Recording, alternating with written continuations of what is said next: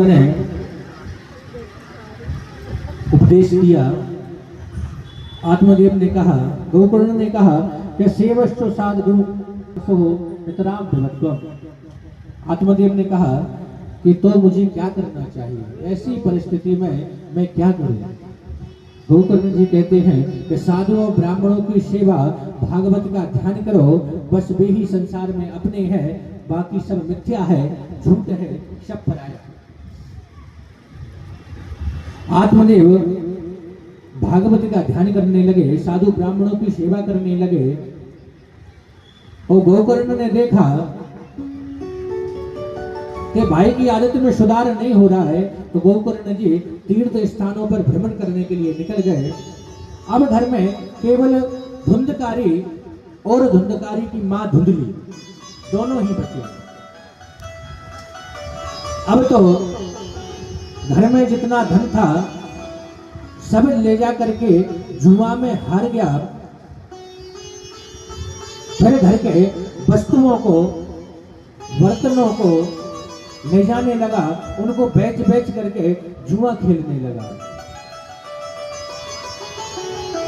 अब तो मां धुंधली उसको रोकती, उसको डांटती, तो मां को भी पीटने लगा और मां से धन मांगने लगा।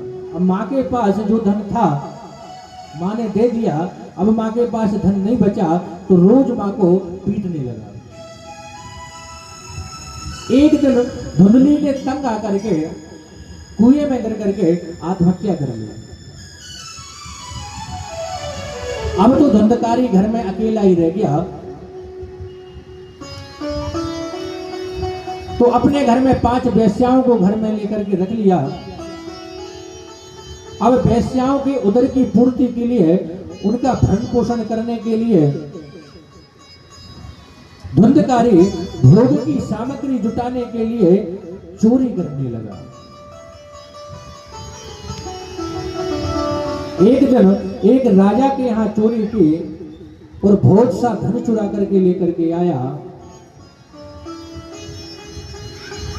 जब वेश्याओं ने देखा तो वेश्याएं डर गई कि ये नित्य चोरी करता है और ऐसे रोज चोरी करेगा तो किसी दिन पकड़ा जाएगा, और जब पकड़ा जाएगा तो राजा इसको तो दंडित करेगा, पर इसके साथ में हमारे लिए भी दंडित करेगा। हमें जितनी धन की आवश्यकता है उसकी पूर्ति तो हो गई है, अब इसको अपने रास्ते से हटा देना चाहिए। धुंधकारी मदिरापान करके सो गया। वेश्याओं ने तप्तांगार समूहास्य झटकती हुई अग्नि उसके मुख में डाल करके उसकी हत्या कर दी।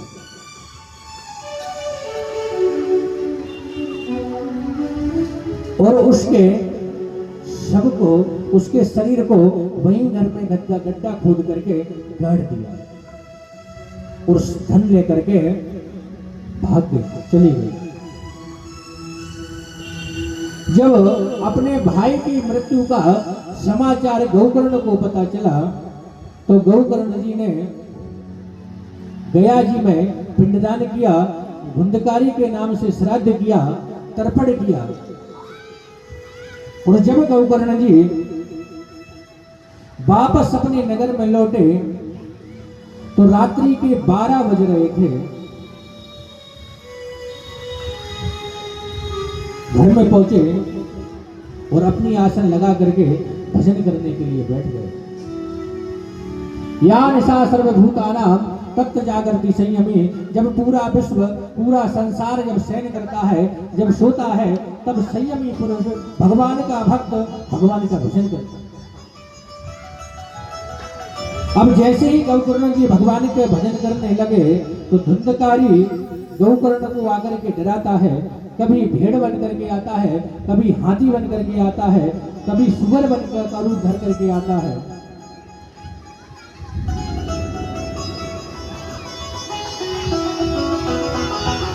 गोकर्ण जी ने जैसे ही देखा, अपनी अंजलि में जल लिया और जैसे अभिमंत्रित करके उस जल को उसके ऊपर मारा तो धुंधकारी को वाक सिद्धि प्राप्त हो गई, बोलने की क्षमता प्राप्त हो गई। गोकर्ण जी ने पूछा कि भैया तुम कौन हो? धुंधकारी छाया के रूप में धुंधकारी गोकर्ण जी के सामने आया और बोला, अहम भ्राता तदीयोस्मि धुंधकारी नामता सुखिये नैव दोषेना ब्रह्मत्वं नासितं मया।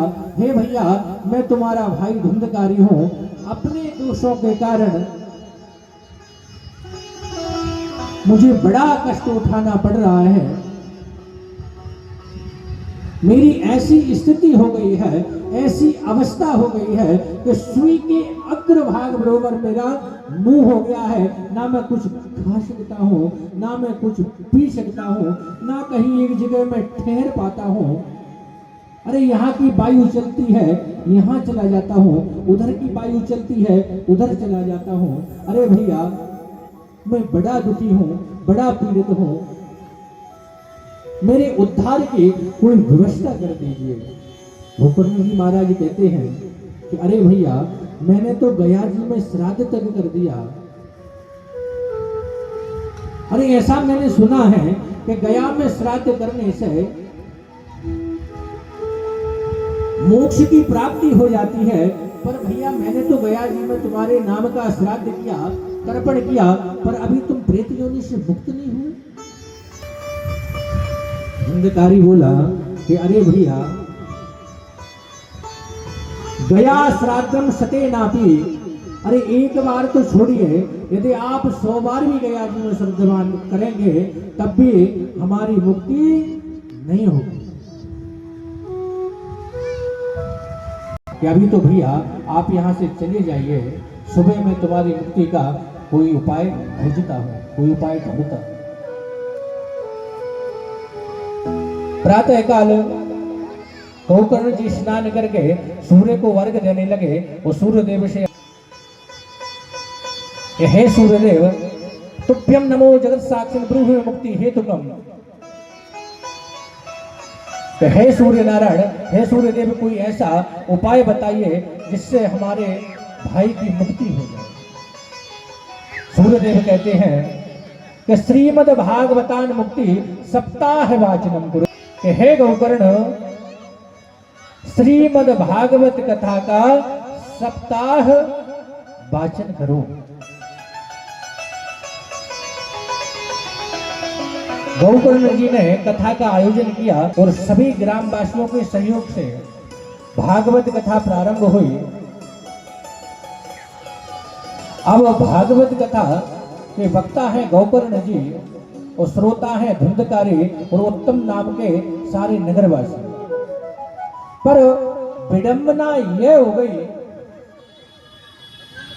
कि धुंधकारी अब बैठने में असमर्थ है। यहाँ की हवा चलती है, यहाँ चला जाता है, उधर की वायु चलती है, उधर चला जाता है। अब कथा सुने तो सुने कैसे?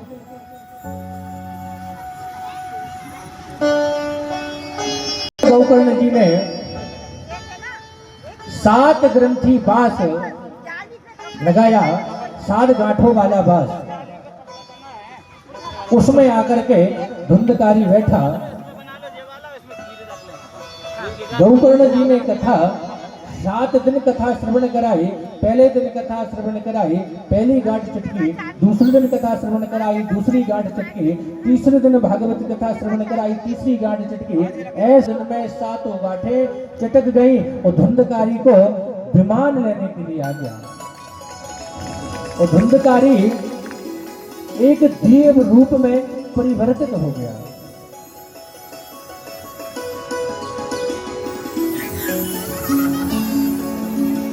अब कोई कोई भक्तों के अंदर ये शंका आ जाती है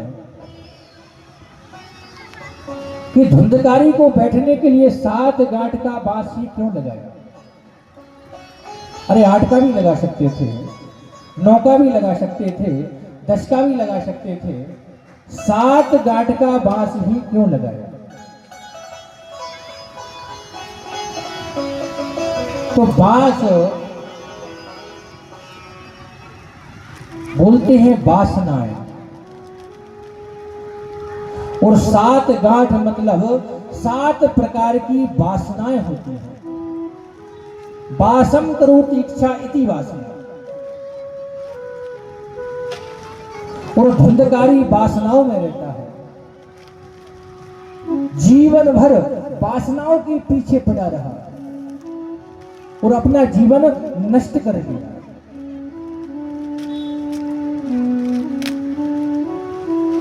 और वासनाओं के ही कारण पुनर्जन्म होता है।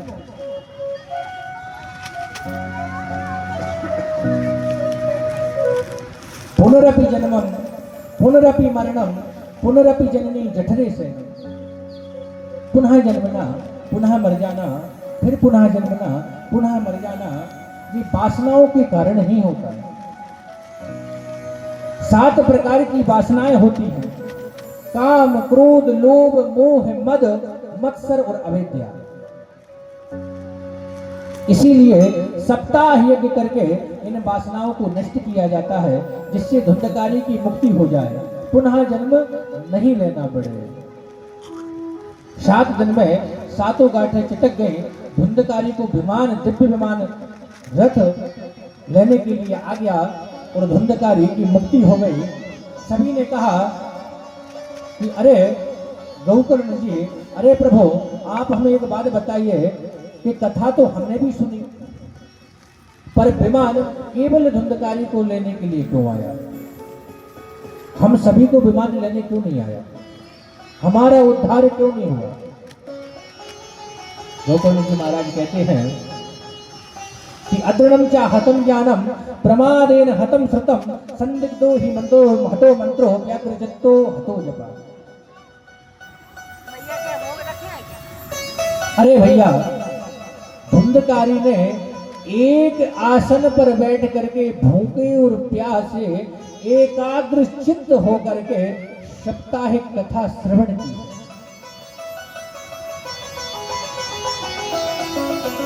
और बिना दृढ़ता के ज्ञान व्यर्थ है। जिस ज्ञान पर विश्वास ना हो वो ज्ञान अदृढ़म चाहतम ज्ञानम व्यर्थ है। और भैया, बिना ध्यान से सुनी हुई कथा भी व्यर्थ है। संदेह युक्त मंत्र भी व्यर्थ है, जिस मंत्र में संदेह हो मन में, उस मंत्र का भजन और जाप भी व्यर्थ है। और बिना चित्त लगाए जप भी व्यर्थ है। सभी ग्रामवासी बोले कि अरे गौकर्ण जी, आप फिर से भागवत कथा का आयोजन करें और हम सारे ग्रामवासी आज भागवत कथा हम सप्ताह मन, क्रम, वचन से नियम के अनुसार श्रवण करेंगे। गौकर्ण जी ने पुनः भागवत का आयोजन हुआ और सारे ग्रामवासियों को भगवान के दिव्य रथ लेने के लिए आए और सारे ग्रामवासियों का उद्धार हुआ। गौकर्ण जी का भी उद्धार हुआ।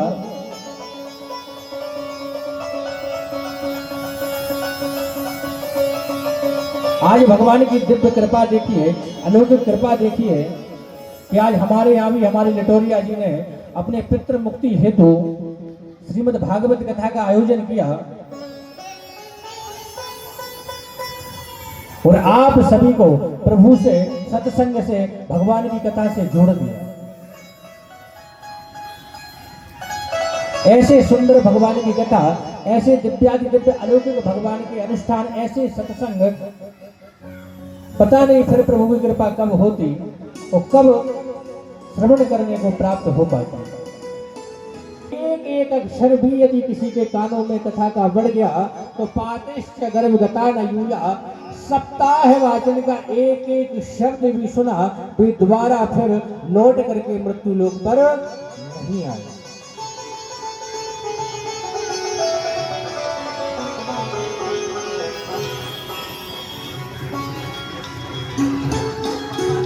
कल की कथा में बताया था, आज नारद जी महाराज भी कहते हैं कि हे ऋषियों,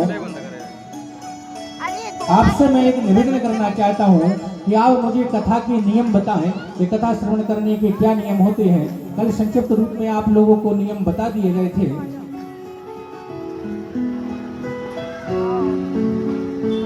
कथा श्रवण करने के नियम श्रोता 3 प्रकार के होते हैं। एक श्रोता, एक श्रोता और एक श्रोता।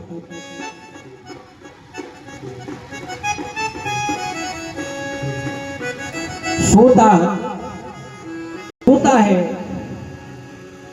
वो किसी दूसरे को परेशान नहीं करता। श्रोता, श्रोता यदि श्रोता है तो वक्ता भी फिर वक्ता है, और श्रोता यदि श्रोता है तो वक्ता भी फिर वक्ता है।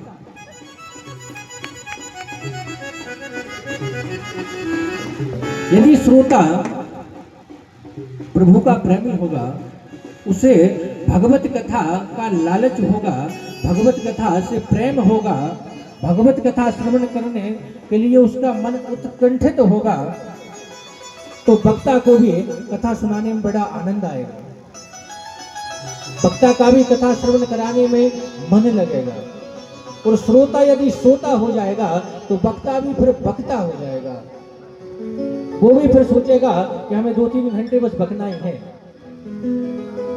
अच्छा, एक होता है श्रोता, जानते हैं आप?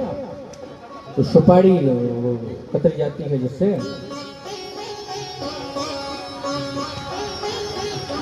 श्रोता ना तो स्वयं कथा सुनता है, ना अपने अगल बगल वालों को सुनने देता है।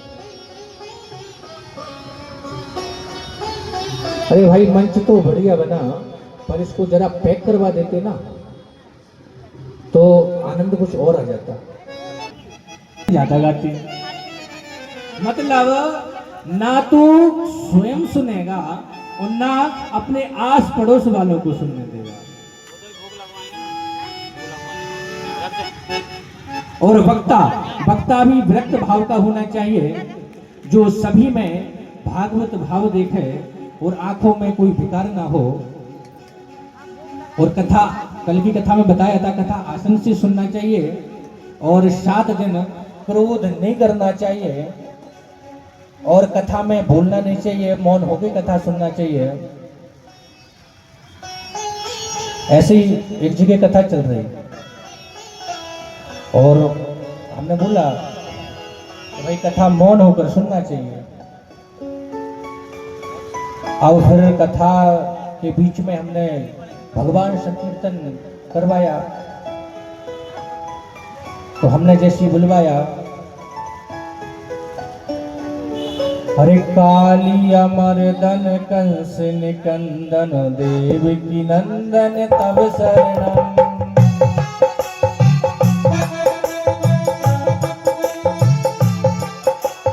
काली अमरदन कंस निकंदन देव की नंदन तब शरणम।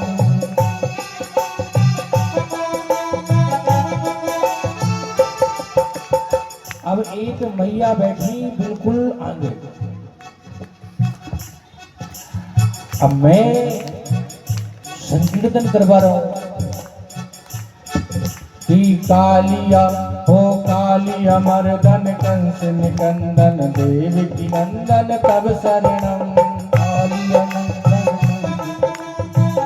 तुम शरणम।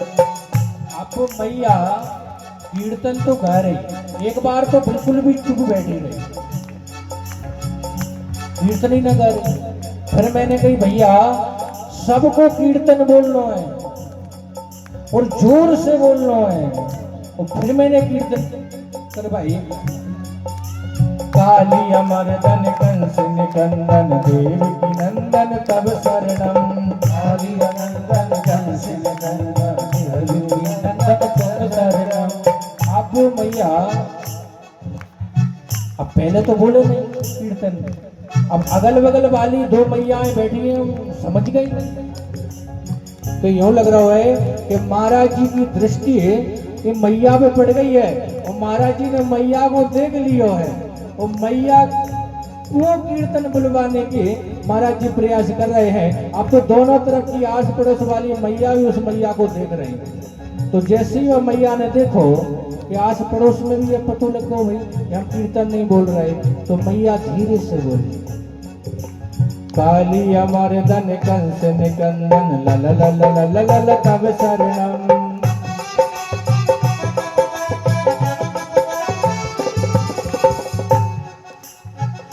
अब मैंने कहा भैया कीर्तन को कभी अधूरो ना बोलो जाए, कीर्तन तो पूरी बोली जाए।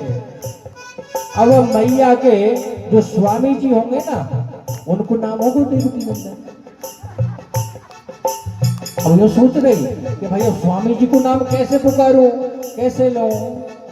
तो मैंने कहा भैया कीर्तन तो पूरी बोलना चाहिए और कीर्तन तो पूरी बोली जाए, अधूरी कीर्तन नहीं बोली जाए। फिर मैंने बुलवाई भैया, हे कालिया ओ कालिया मर्दन कंस निकंदन देवकी नंदन तब शरणम। कालिया नंदन कंस निकंदन देवकी नंदन शरण शरणम। अब मैया ने खूब ही जोर लगायो, खूब ही जोर से बोली और बोली, हे काली अमरदन कंस निकंदन चंपू में पापा तब शरणम।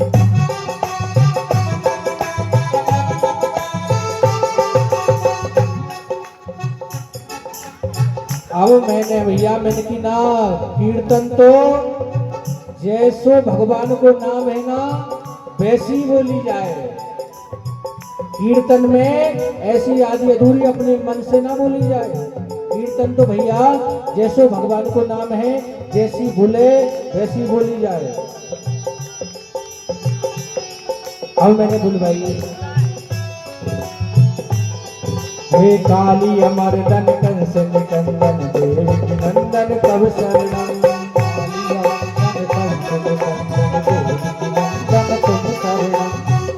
अब मैया बोली, काली अमरदन कंस निकंदन लल लल लल लल तब शरणम।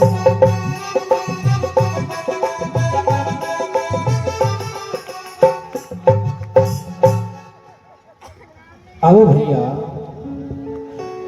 कथा को जब विराम हुआ ना तब वो मैया मिलने को आई और बोली, महाराज जी आपको पतो है? मैंने कहा मैया ना है पतो, का बात को पतो? भजन में इतनी कह रहे आप भजन पूरा बोलना चाहिए, छोड़ना नहीं चाहिए, आपको पतो ना है? जो आप नाम बुलवा रहे ना वो मेरे स्वामी जी को नाम है। अब आप ही कथा में बोलो कि भाई पति को नाम नहीं लेना चाहिए।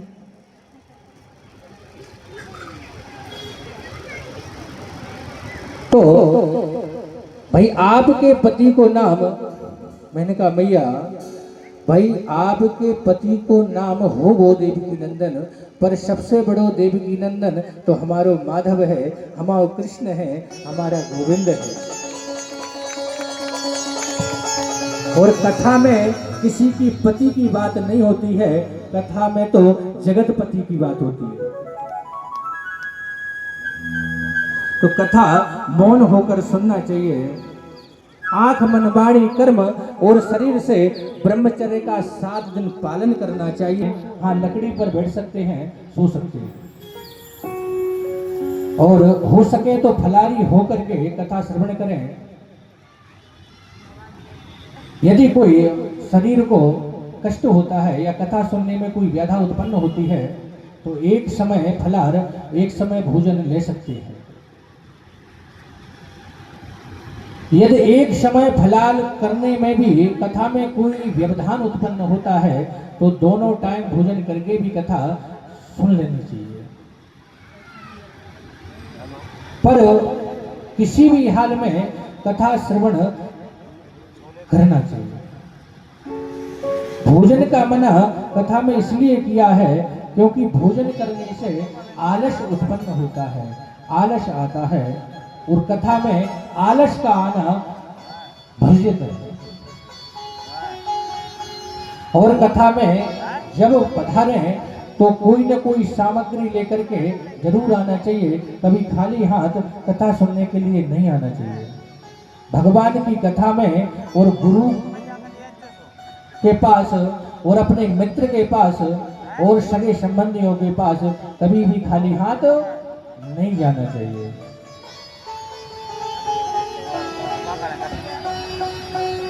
भोजन तो कथा में इसलिए मना है क्योंकि भोजन से आलस आता है और आलस से प्रमाद आता है। और 7 दिन प्याज और लहसुन का प्रयोग न करें और धूम्रपान भी नहीं करना चाहिए। इधर भक्ति प्रकट हुई और ज्ञान वैराग्य का बुढ़ापा दूर हुआ। सनत कुमारों ने कहा, भक्ति तुम भक्तों के हृदय में वास करो। भगवान श्री कृष्ण के स्वधाम करने के बाद, अपने धाम को जाने के बाद और 30 वर्ष से अधिक कलयुग के बीत जाने पर भाद्रपद मास के शुक्ल पक्ष की नवमी तिथि को श्री सुखदेव जी महाराज ने राजा परीक्षित को कथा सुनाई थी। और राजा परीक्षित ने कथा सुनने के बाद कलयुग के 200 वर्ष बीत जाने पर आषाढ़ मास के शुक्ल पक्ष नवमी को गौकर्ण जी ने धुंधकारी को कथा सुनाई थी।